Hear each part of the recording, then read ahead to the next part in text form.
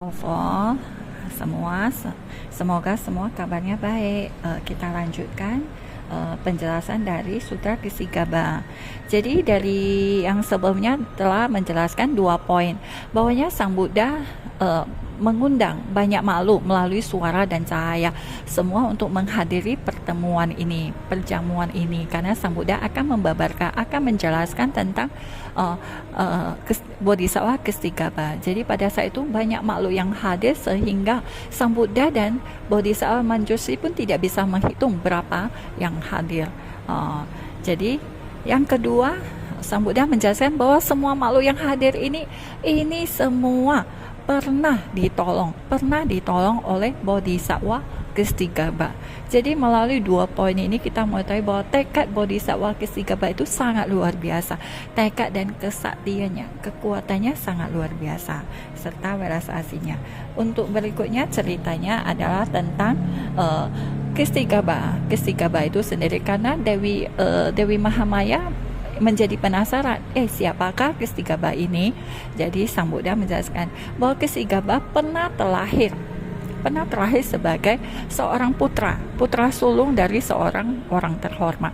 Jadi putra sulung itu pernah suatu hari dia ke suatu tempat, dia bertemu dengan seorang Buddha. Buddha ini rupanya sangat luar biasa, sangat rupawan, sangat menyentuh siapa saja yang merasa begitu melihat Buddha ini, timbul rasa hormatnya, timbul rasa keagungannya, timbul menjadi penuh dengan keyakinan melihat rupa Buddha yang agung ini. Maka ia bertanya, Sang Buddha, mengapa rupamu begitu agung? Bagaimanakah saya agar bisa mendapatkan rupa yang agung ini? Sama seperti ibu-ibu jika melihat temannya membawa tas memakai make up yang bagus, di mana lipstick kamu dibeli itu, kok pakainya bagus? Di mana bedaknya, kayaknya nggak lengket ya gitu. Jadi kita sebagai umat Buddhis itu kita harus mulai timbul pertanyaan, melihat ini vihara ini orang-orangnya begitu teratur, begitu rapi. Bagaimana kalian mengatur agar orang-orang begitu rapi? Terus kita jika melihat dekorasinya begitu indah, kita boleh bertanya. Jadi jangan hanya ke vihara itu kita bergosip-gosip, saling mencerca-cerca, saling membicarakan yang tidak bermanfaat. Kita harus memiliki hati untuk apa? Untuk lebih meningkat, untuk belajar, untuk berkembang, menambah kebijaksanaan kita, menambah pahala kebajikan kita. Dalam hati kita harus memiliki pandangan tersebut. Kita jangan merasa melihat orang lebih bagus dari kita, lebih hebat dari kita menjadi cemburu, iri hati. Itu tidak bisa belajar, itu tidak bisa berkembang. Jadi seperti putra sulung yang merupakan salah satu kelahiran Bodhisattva Kesigaba ini, begitu melihat Buddha yang sangat rupawan, yang sangat agung rupanya, dia menjadi bertanya, bagaimanakah mendapatkan rupa yang begitu agung, yang menimbulkan keyakinan dan rasa hormat bagi siapa saja yang melihatnya. Kemudian Sang Buddha ini bertanya, kamu begitu luar biasa, bisa bertanya pertanyaan yang begitu mendalam. Saya akan jelaskan. Untuk mendapatkan rupa yang agung ini, kamu harus memiliki hati yang penuh dengan welas asih untuk menolong semua makhluk, yang sedang menderita di 6 alam ini. Kamu harus memiliki tekad untuk menyelamatkan mereka dari penderitaan mereka di setiap kehidupan. Jadi Kesigaba, putra sulung ini menjadi tahu, untuk memiliki rupa yang sangat agung dan disukai, dihormati, orang itu harus selalu bersedia, siap untuk menolong makhluk yang sedang menderita. Jadi jika kita menjadi bos lah, menjadi pemimpinan, menjadi kepala, menjadi ketua, tapi kita tidak didengarkan orang, diremehkan orang, itu berarti kita kurang menjalin jodoh baik dengan orang-orang, dengan bawahan kita. Jadi jika kita ingin memiliki rupa yang bagus, yang tampan, yang cakep, serta dihormati, itu kita harus banyak banyak menjalin jodoh baik dengan siapa saja di setiap kehidupan. Itu adalah tekad seorang Buddha, seorang calon Buddha. Jadi di sini dijelaskan bahwa Bodhisattva Kesigaba pernah terlahir sebagai putra sulung dari orang terhormat dan bertemu dengan seorang Buddha. Dalam bab ini juga diceritakan tentang Bodhisattva Kesigaba pernah terlahir sebagai seorang gadis, seorang putri dari seorang Brahmana, Holomeni. Jadi sebagai putri ini dia memiliki ibu yang sangat angkuh, ibu yang memiliki pandangan salah, ibu yang mempercayai peramal nasib. Jadi peramal nasib pernah meramal ibu dari putri ini. Putri ini adalah salah satu kehidupan dari Bodhisattva Kesigaba. Jadi meramalkan bahwasanya ibunya akan memiliki panjang umur dan badan yang sehat. Jadi ibu ini percaya pada peramal nasib. Dia menjadi tidak merasa takut akan apa? Akan hukum karma, tidak merasa takut akan hukum sebab akibat. Dia tidak mempercayai tentang Triratna. Dia tidak percaya kepada sutra-sutra yang membabarkan tentang hukum sebab akibat, karena dia merasa yakin bahwasanya dia tidak akan menderita, dia akan hidup di usia yang panjang, terus dia akan sehat, tidak akan menderita, tidak akan jatuh sakit. Jadi dia mengabaikan kata-kata putrinya yang selalu mencoba menasehati ibunya.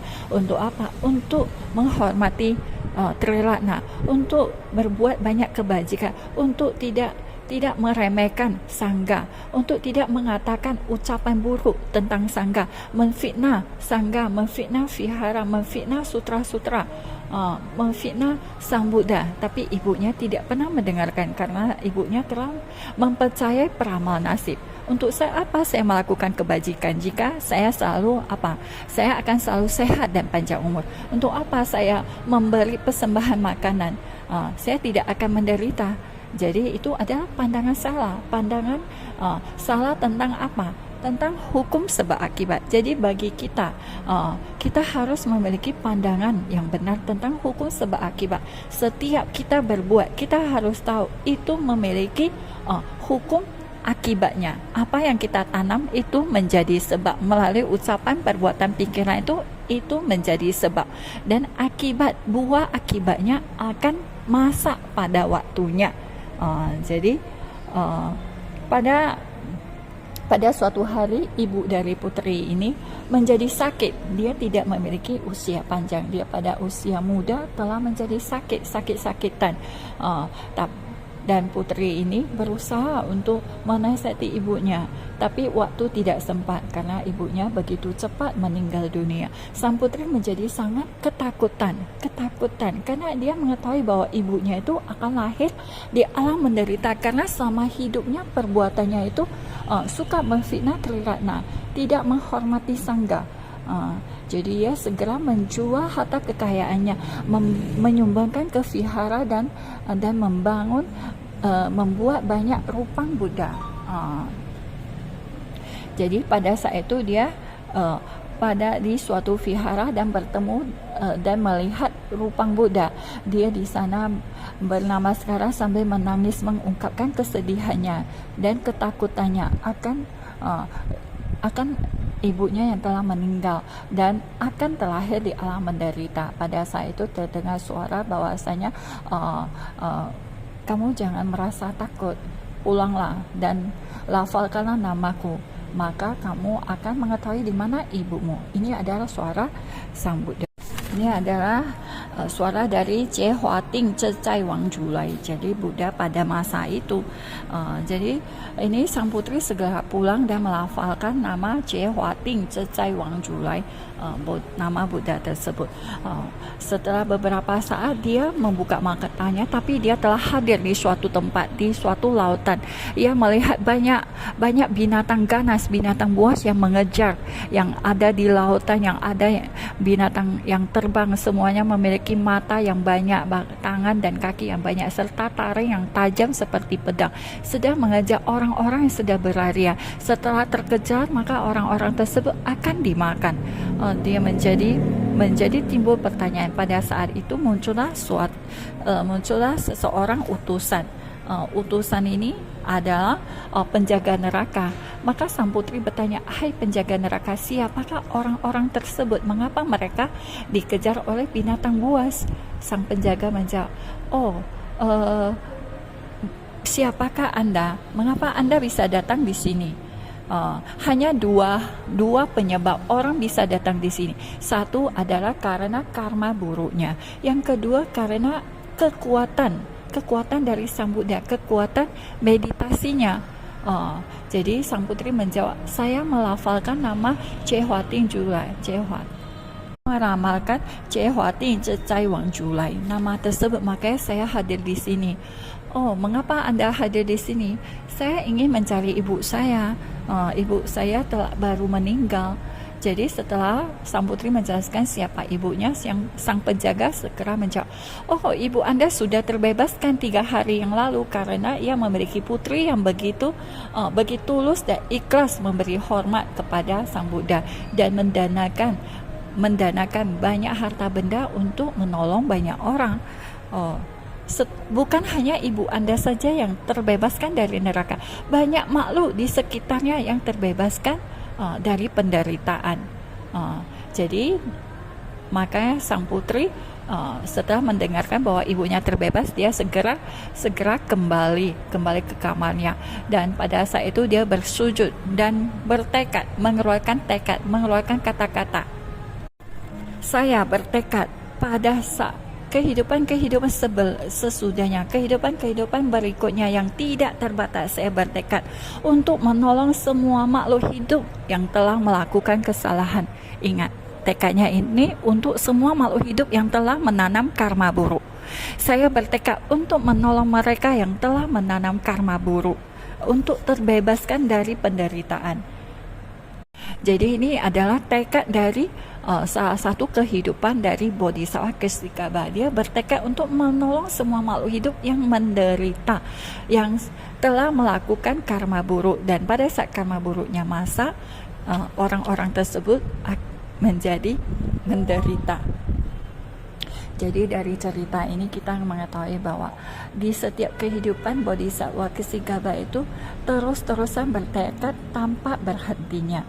Jadi kita pun harus, kalau kita pada kehidupan ini kita bertekad untuk belajar Buddha Dhamma, menemui kesulitan, kita harus tetap bertekad, tidak boleh menyerah, tidak menjadi putus asa dan mundur, karena ini bukan masalah satu kehidupan saja kita belajar.